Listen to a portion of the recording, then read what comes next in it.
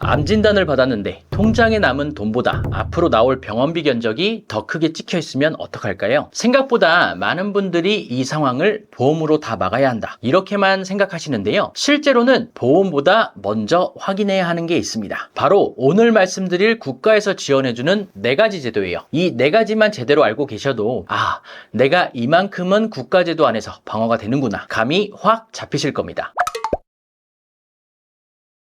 첫 번째는 본인부담 상한제입니다. 이 제도는 한마디로 말하면 연간 병원비에 뚜껑을 씌워주는 제도예요. 우리가 병원에 가서 내는 돈 중에는 건강보험이 적용된 뒤에 남는 보험부담금이 있죠. 이 금액이 1년 동안 일정한 기준을 넘어서면 그 초과된 부분을 국민건강보험공단이 돌려주는 구조입니다. 조금 쉽게 예를 들어볼게요. 나는 감당할 수 있는 선까지만 내고 그 이상은 나라에서 도와준다, 이렇게 이해하시면 됩니다. 이 기준은 소득 수준, 좀 더 정확히는 건강보험료 구간에 따라 달라지는데요. 2025년 기준으로는 건보료를 기준으로 1분위부터 10분위까지 나뉩니다. 1분위는 저소득층, 숫자가 올라갈수록 고소득층이라고 보시면 되고요. 예를 들어 내가 1분위라면 그 해 동안 대략 89만 원까지만 본인이 부담하면 됩니다. 그 이후로 병원비가 아무리 더 나와도 그 초과 금액은 국민건강보험공단이 부담하게 되는 거죠. 반대로 내가 10분위 고소득층이라면 이 상한선이 826만 원 수준까지 올라갑니다. 즉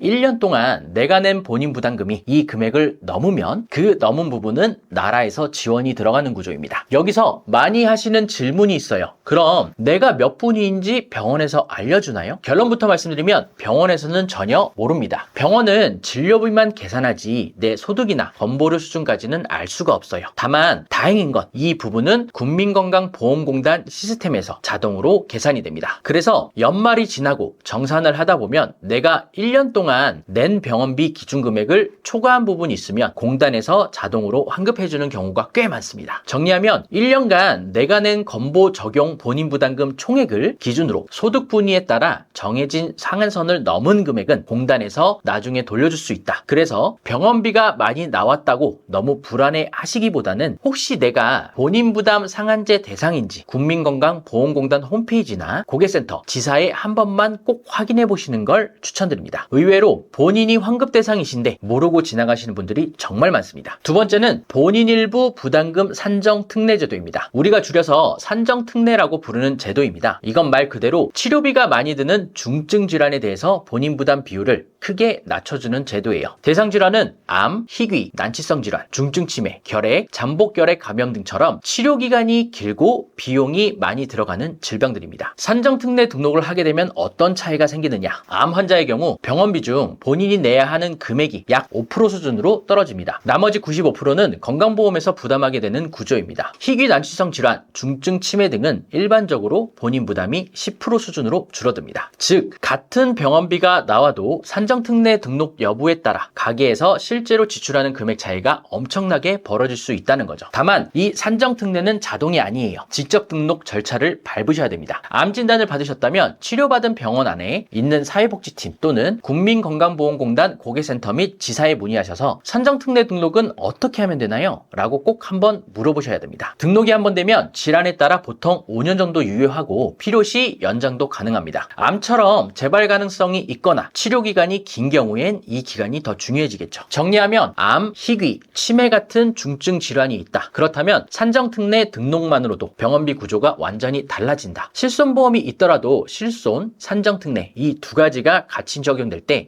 실제 체감 부담이 가장 많이 줄어듭니다. 세 번째는 재난적 의료비 지원 사업입니다. 이건 말 그대로 병원비 때문에 가게 자체가 흔들리는 상황을 막기 위한 제도예요. 대상은 중증 질환으로 인해 한 번에 입원, 치료비가 너무 크게 나와서 생계가 어려워진 가구라고 보시면 됩니다. 여기서 중요한 포인트는 재난적 의료비는 단순히 건강보험 급여 부분만 보는 게 아니라 상한제로도 커버되지 않은 예비 선별 급여 항목, 2, 3인실 병실료처럼 추가로 부담되는 비용, 전액 본인 부담금, 그리고 일부 비급여 항목까지 포함해서 실제 가계에 부담이 되는 의료비 전체를 보고 판단한다는 점입니다. 이 제도를 통해 국가는 최소 60%, 많게는 80%까지 의료비를 추가 지원할 수 있습니다. 지원 비율은 가구 가구의 소득, 재산 수준에 따라 달라지는데요. 기초생활수급자, 차상위 계층은 최대 80% 수준까지 가능하고 그 외 일반 가구는 소득과 재산 기준에 따라 약 60% 수준으로 적용되는 경우가 많습니다. 실제 현장에서 보면 이 제도 덕분에 정말 집안이 무너지지 않았다, 이렇게 말씀하시는 분들이 꽤 많습니다. 다만 이 제도 역시 신청이 필수입니다. 자동으로 되는 게 아니고요. 퇴원일 기준 공휴일 포함 180일 이내에 환자 본인 또는 대리인이 건강보험공단 지사를 방문해서 신청을 해야 됩니다. 복잡해 보이시죠? 막상 가보면 공단 직원분들이 필요 서류 안내부터 신청서 작성까지 같이 도와주십니다. 간단하게 체크리스트로 정리해보면 1. 큰 병원비가 한 번에 발생했다. 2. 건강보험 본인 부담 상한제 적용을 받았는데도 부담이 크다. 3. 퇴원 후 180일이 지나지 않았다. 4. 국민건강보험공단 지사에 방문하거나 먼저 전화로 상담을 받는다. 여기까지 해당된다면 나는 안 되겠지 하고 넘어가지 마시고 한 번은 꼭 문의를 해보시는 게 좋습니다. 생각보다 지원 대상이 되시는 분들이 많고 실제로 지원 규모도 가구 입장에서 체감이 클 수 있습니다. 네 번째는 국민기초생활보장제도와 긴급복지지원제도입니다. 이 제도는 병원비 자체만 보는 게 아니라 암 진단이나 큰 질병 때문에 가정의 생활 자체가 어려워진 경우에 생계비, 의료비, 주거비 등 이 부분을 지원해주는 제도예요. 예를 들어 가장이 암 진단을 받고 일을 오래 쉬게 되면서 소득이 끊겼다든지 치료비와 생활비가 동시에 나가면서 월세, 관리비 같은 기본적인 비용조차 부담되기 시작했다든지 이런 상황들이 여기에 해당될 수 있습니다. 긴급복지지원제도는 말 그대로 갑작스럽게 닥친 위기 상황에 대해 일시적으로 생계의료비를 도와주는 제도고요. 국민기초생활보장제도는 소득과 재산 수준을 기준으로 생계급여, 의료급여, 주거급여, 교육급여 등으로 지속적인 지원이 이루어지는 구조입니다. 지금 화면에 보시는 것처럼 소득 재산 기준이 이렇게 정해져 있습니다. 가구원 수랑, 지역에 따라서 인정되는 재산, 금융재산 한도가 달라지는데요. 이 표는 2025년 기준 예시이고 매년 조금씩 바뀔 수 있어서 실제 신청하실 때는 보건복지부나 복지로 사이트에서 최신 기준을 한 번 더 꼭 확인해 보시는 게 좋습니다. 이 부분은 주민센터, 시군, 군청, 복지상담센터 129 등을 통해 상담과 신청이 가능하고 실제 심사는 각 지자체와 관련 부서에서 진행합니다. 핵심은 하나입니다. 암 진단을 계기로 이제는 병원비뿐만 아니라 생활 자체가 안 돌아간다 라는 느낌이 든다면 이 제도들에 해당될 가능성이 있다는 거예요. 보험으로는 진단비나 치료비, 입원비 등 의료비 중심의 지원을 받게 되지만 국가제도는 생계, 주거, 교육, 의료를 함께 보는 구조라서 서로 역할이 조금 다릅니다. 자, 오늘 말씀드린 내용을 네 줄로 정리하면 이렇습니다. 1. 본인부담 상한제 1년 동안 내가 낼 본인부담금의 상한선을 정해둔다. 2. 산정특례, 암, 희귀질환, 치매 등 중증질환의 본인부담 비율을 확 낮춰준다. 3. 재난적 의료비 지원 사업, 건강보험, 상한제로도 감당 안 되는 큰 병원비를 최대 60에서 80%까지 추가 지원한다. 4.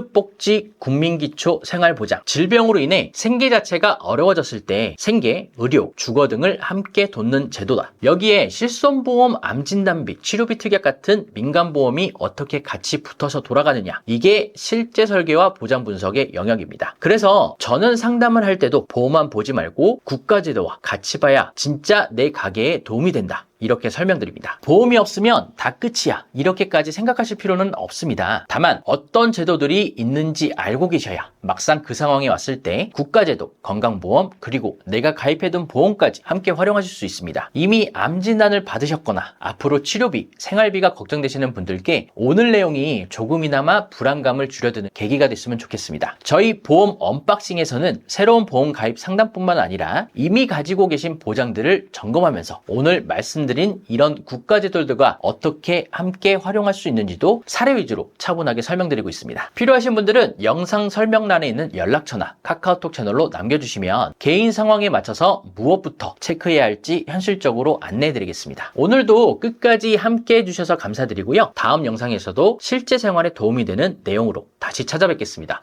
지금까지 보험 언박싱 김영건 팀장이었습니다. 감사합니다.